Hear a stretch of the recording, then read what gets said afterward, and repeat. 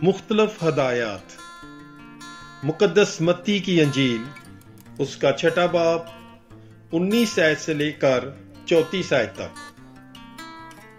अपने वास्ते जमीन पर खजाना जमा ना करो, जहां कीड़ा और जंग खराब करता है और जहां चोर नकब लगाकर चुराते हैं, बल्कि अपने लिए आसमान पर खजाना जमा करो, जहां ना कीड़ा ना जंग खराब करता है और ना चोर नकब लगाकर चुराते हैं। क्योंकि जहां तेरा खजाना है वहीं तेरा दिल भी होगा। बदन का चिराग आंख है। अगर तेरी आंख दुरुस्त हो तो तेरा सारा बदन रोशन होगा, लेकिन अगर तेरी आंख तारीक हो तो तेरा सारा बदन अंधेरा होगा। इसलिए कि अगर वो रोशनी जो तुझ में है तारीक हो तो कैसी बड़ी तारीकी होगी।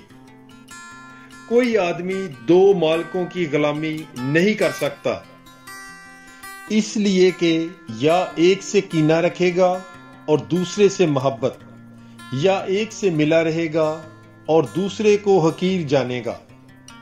तुम खुदा और दौलत दोनों की गुलामी नहीं कर सकते।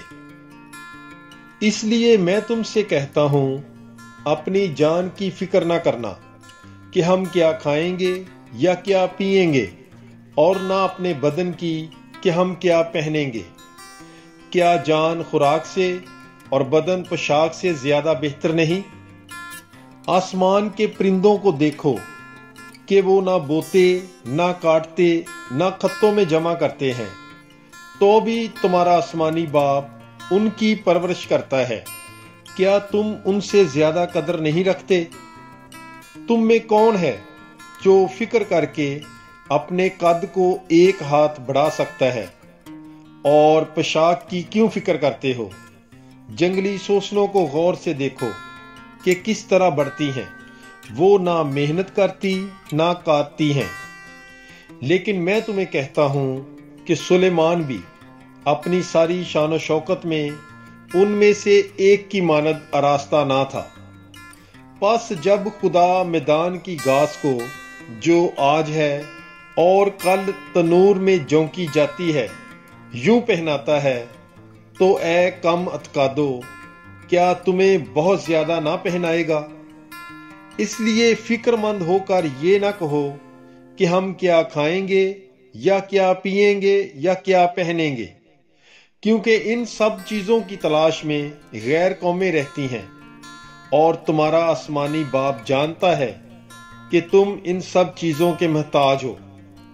बल्कि पहले तुम उसकी बादशाही और रास्ती को ढूंढो, तो ये सब चीजें भी तुम्हें दे दी जाएंगी। बस कल के दिन के लिए फिक्र ना करो, क्योंकि कल का दिन अपनी फिक्र आप ही कर लेगा। आज का दुख आज ही के लिए बस है। पाक कलाम के पढ़े और सुने जाने पर खुदावंद की बरकत हो, खुदा का शुक्र हो।